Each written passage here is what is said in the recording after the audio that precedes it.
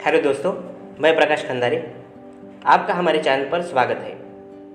प्रगति सूत्र संपूर्ण दस्तावेज आपकी सफलता के लिए, जिसे लिखा है संजय जैन महागुरु जी और नरसिंह ग्रेवाल महागुरु जी ने, जिसका हम पार्ट 9 देखेंगे। 30th question. हम घर घर जाकर हाथ नहीं जोड़ सकते और न ही किसी का दरवाज़ा खटखटा सकते हैं। हम सेल्समैन जैसा काम नहीं कर सकते। सर, आप बिल्कुल सही बोल रहे हैं। पहले मुझे भी यही लगता था कि ये दरवाजे खटकाने का, घर घर जाकर हाथ जोड़ने का और सेल्समैन जैसा काम है। लेकिन जब इसकी विस्तार से जानकारी ली तो पता चला कि यह ऐसा कुछ नहीं है।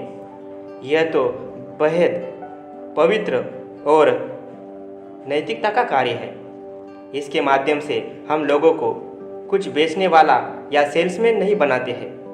इस बिजनेस में हम खुद भी एक बिजनेस लीडर की शिक्षा लेते हैं और दूसरों को भी एक सुलझा हुआ, सकारात्मक, जोशीले लीडर बनाने की शिक्षा देते हैं, जिससे उसका पूरा नज़रिया बदलकर सारी दुनिया ही उसके लिए खुशनुमा हो जाए। सिचुएशन उसको प्रभावित ना करे, वह हर हालत में अपने आप को और आगे बढ़ाता ले जा सके। क्योंकि हम यहाँ पर विशाल संगठन बनाते हैं, उसको नेतृत्व करते हैं तथा नेतृत्व करना सिखाते हैं, ताकि जब हमारा संगठन मजबूत हो जाए तो तब हमारा बिजनेस ऑटो पायलट हो जाए और हमें ज़िंदगी की सच्ची और सभी की दिल की इच्छा, समय तथा पैसे की आज़ादी मिल सके।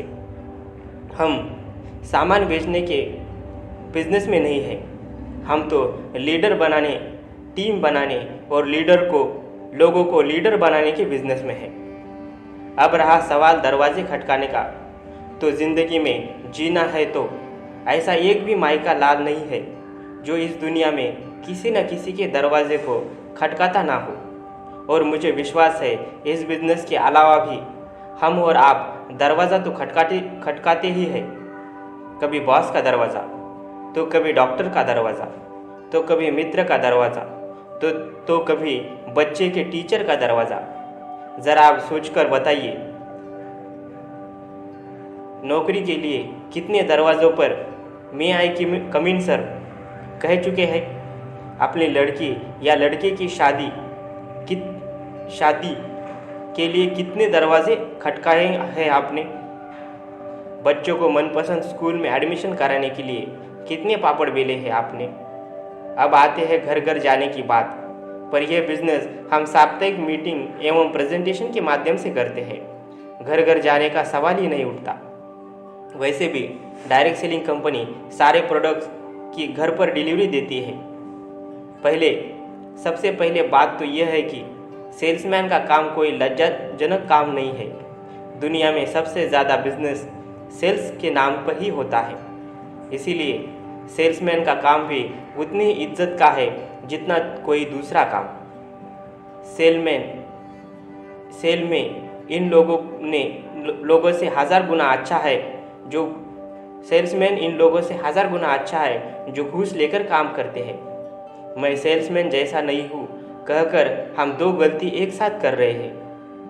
पहली तो यह कि सेल्समैन को छोटा और खराब कहकर, और जो छोटी बुद्धि का सूचक है।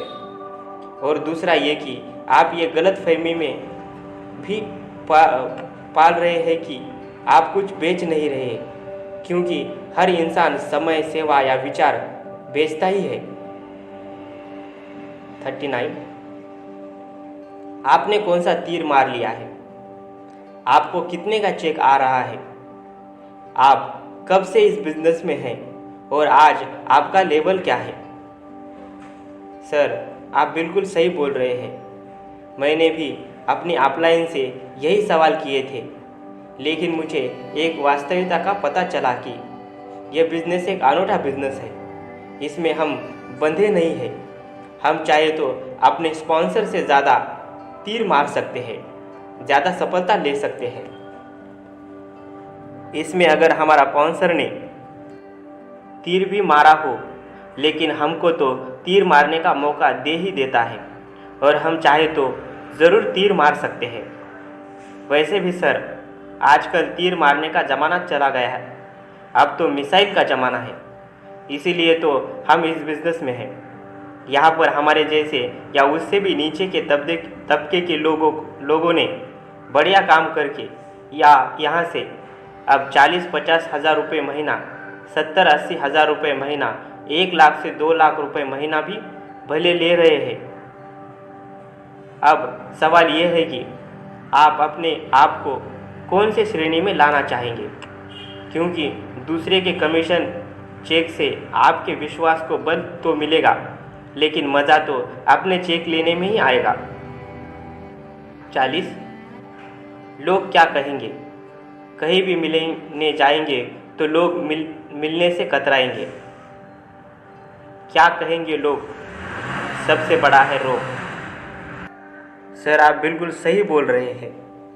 मैं भी यही सोचता था कि इस बिज़नेस में काम करूंगा तो लोग क्या कहेंगे, लेकिन मुझे एक बात बताई गई जो मेरे अंदर तक घर कर गई। इजाज़त हो तो शेयर करूं?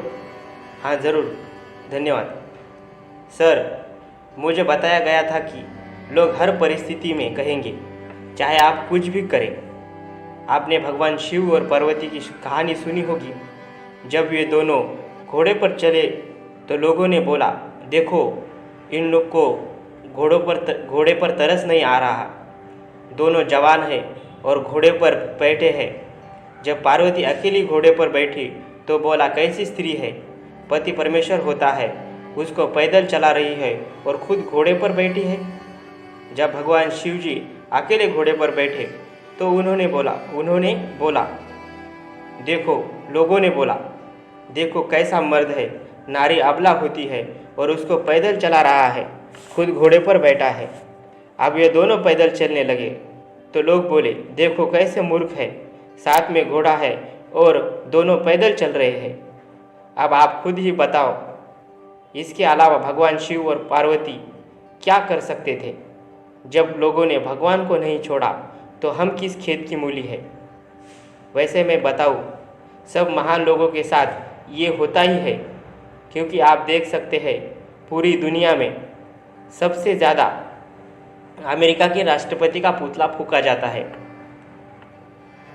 देश के पीएम का पुतला फूंका जाता है, राज्य में सीएम का पुतला फूंका जाता है, जिसे जिले में डीएम का पुतला, कलेक्टर का पुतला फूंका जाता है, राज्य में सीएम का पुतला फूंका जाता है, जिले में डीएम का, कलेक्टर का पुतला फूंका जाता है, लेकिन चपरासी और मजदूर का पुतला कोई नहीं फूंकता।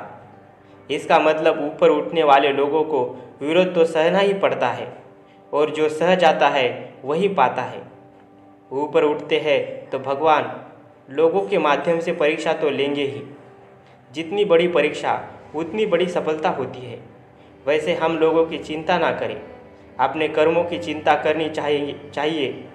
जैसे गुटखा खाने, सिगरेट पीने, शराब पीने, जुआ खेलने, झूठ बोलने, घूस लेने, बिना टिकट लिए प्लेटफॉर्म में घुसने, गलत साइड से गाड़ी निकालने में, सरकारी गाड़ी से बच्चों को स्कूल भेजने में, इनकम टैक्स का झूठा रिटर्न भरने में, सरकारी नौकर से घर का काम करवाने में, घर के आगे कचरा फेंकने में, सांप दीवार पर थूकने में, ऑफिस देर से जाने और जल्दी घर भाग आने में, गालियाँ बकने में, गंदे चुटकुले सुनाने में, गंदे एसएमएस भेजने में आदमी कहाँ सोचते हैं कि लोग क्या कहेंगे?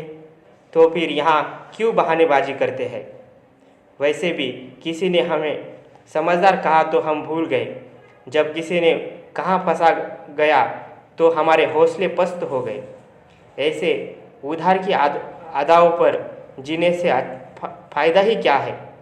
क्यों सर, हमें खुद के मंतव्य पर जीना चाहिए या नहीं? कार्यों को कल पर टालना नहीं चाहिए, क्योंकि यही एक ऐसा बिजनेस है जिसे पार्ट टाइम में भी किया जा सकता है।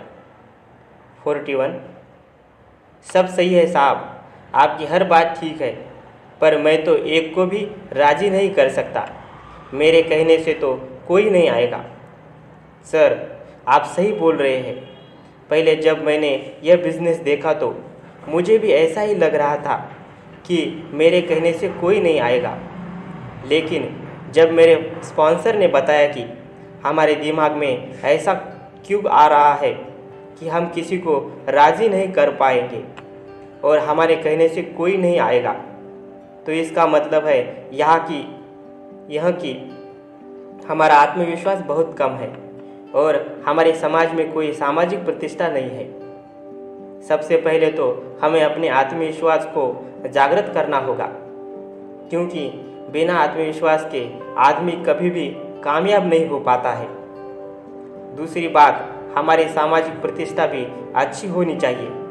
हमें ऐसे संगठन में जुड़ना चाहिए जहां हमें सम्मान मिले, और यह बिजनेस इन दोनों चीज़ों के अलावा कई अन्य चीज़ें भी दिलवाने में सक्षम है। दूसरा, इस बिजनेस में हमें राजी करना पड़ेगा, ऐसा कुछ नहीं है। यह तो ज़िंदगी बदलने वाला अवसर है जिसकी जानकारी कुछ लोगों को देनी होती है।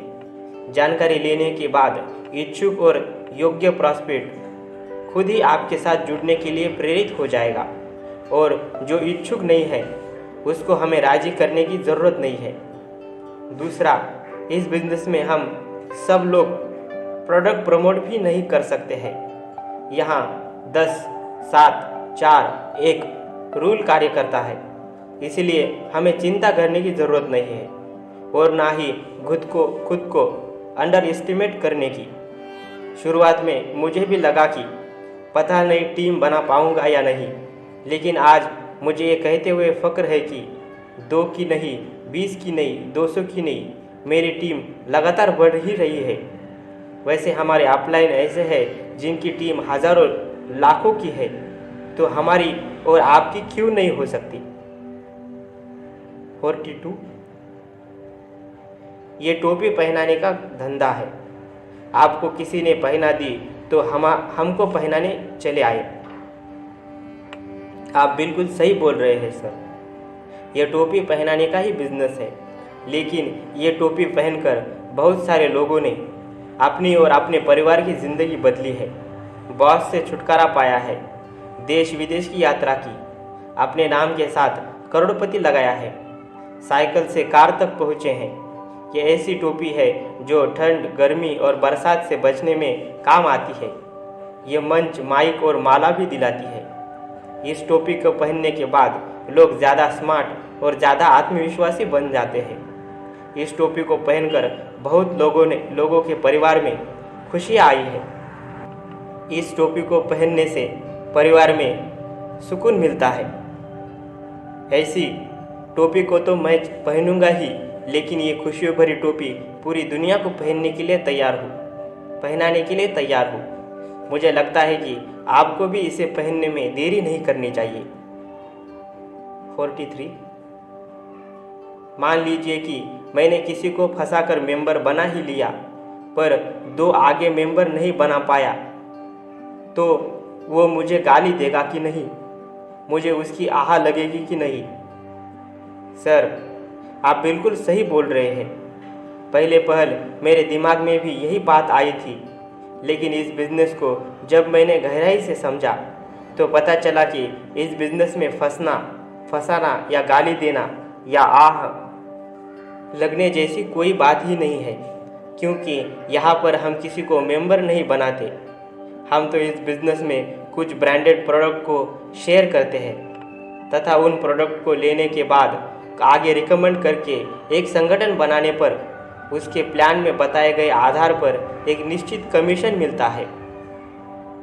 अब इस परिस्थिति में उस आदमी को हर हालत में या तो फ़ायदा होगा या बहुत बड़ा फ़ायदा होगा।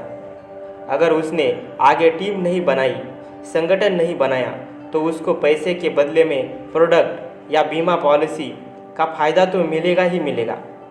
लेकिन ज़रा सोचिए, आगे उसने मेहनत करके टीम वर्क में मिलकर अपना संगठन बना लिया, तो उसको कभी न रुकने वाली आमदनी पीढ़ियों दर पीढ़ी मिलती ही रहेगी।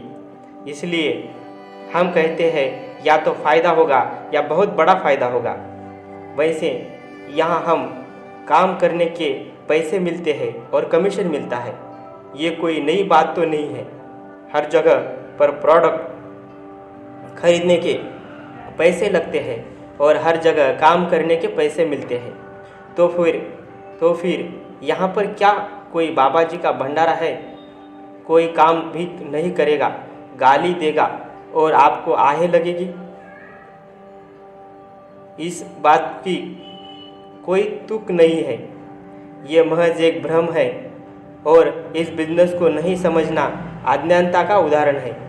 जो इस बिजनेस को समझ लेगा वह कभी भी ऐसी बातें नहीं करेगा। मैं ज़रूर सलाह देना चाहूँगा कि आप कुछ मीटिंग और प्लान में जाकर अच्छे से समझने की कोशिश करें और इस नायाब बिजनेस का फ़ायदा उठाइए। 44 मेरे सर्किल में कोई ऐसा नहीं है जो इसे करना चाहेगा। सर, आप बिल्कुल सही बोल रहे हैं। मुझे भी ऐसा ही लगा था कि मेरा कोई ऐसा सर्कल नहीं है, लेकिन जब पता चला कि इस बिज़नेस को करने के लिए कोई ज़रूरी नहीं है कि आप केवल अपने सर्कल में ही कर सकते हैं। यही एक ऐसा बिज़नेस है जिसे हम पूरे भारत में कहीं भी कर सकते हैं और हम प्रतिदिन अपना सर्किल नया बना सकते हैं। इसीलिए चिंता नहीं करना, आप करने की ठाने तो रास्ता अपने आप दिखाई देने लग जाएंगे।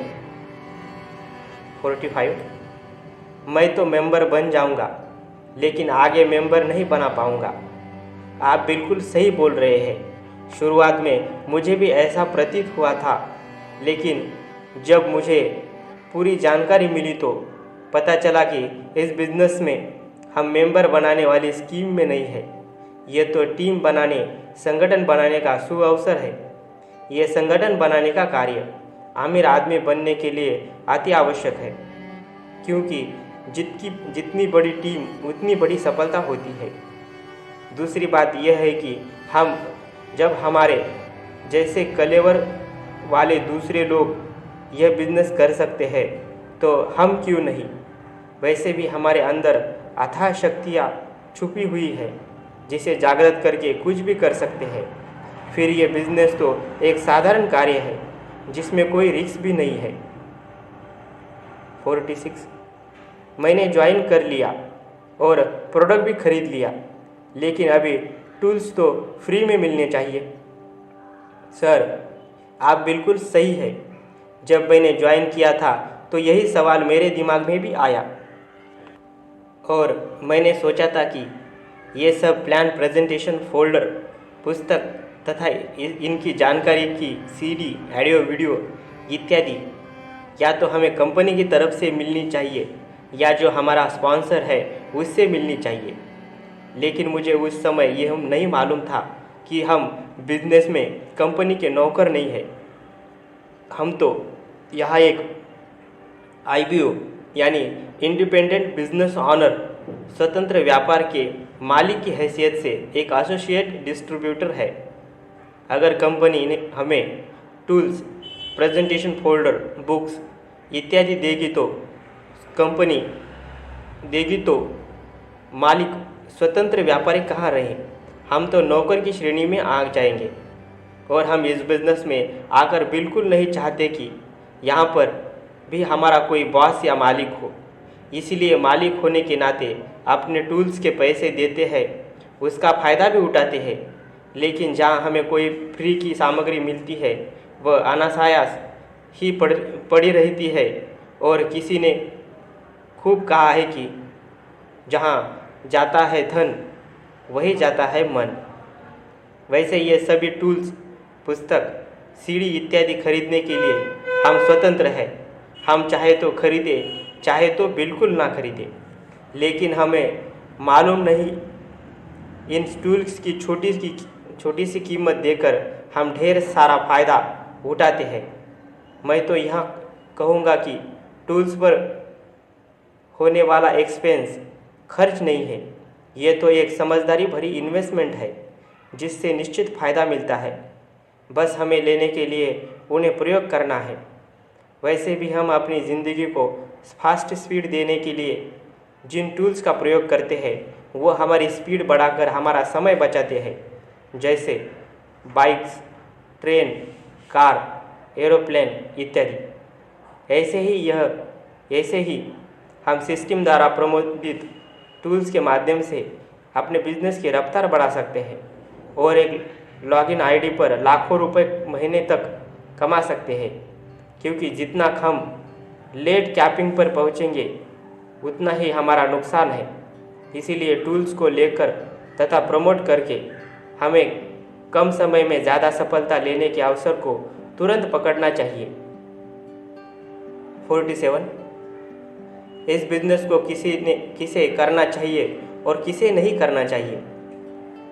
सर, जो इंसान महत्वाकांक्षी है और अपनी काबिलियत का लोहा मनवाना चाहता है, या अगर कोई मौका मिले तो कुछ करके दिखाना चाहता है तथा अपने जीवन स्तर को ऊपर उठाना चाहता है, उसको ये बिजनेस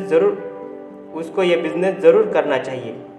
और जिस आदमी में ऊपर उठने की कोई तमन्ना नहीं है और लो प्रोफाइल में ही अपनी ज़िंदगी गुजारना चाहता है, उसे तो उसे कोई ज़रूरत नहीं है, उसे नहीं करना चाहिए।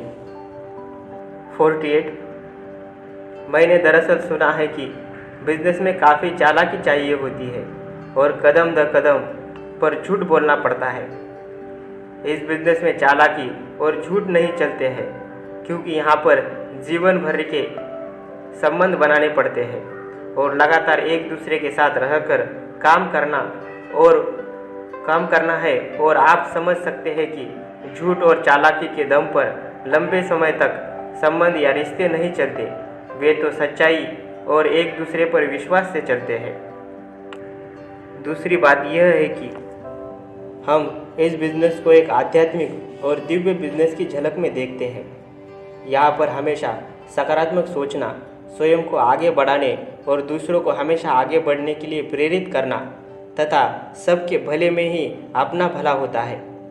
ये बिजनेस भगवान के बनाए आध्यात्मिक रास्ते पर चलकर ही मजबूत बन सकता है।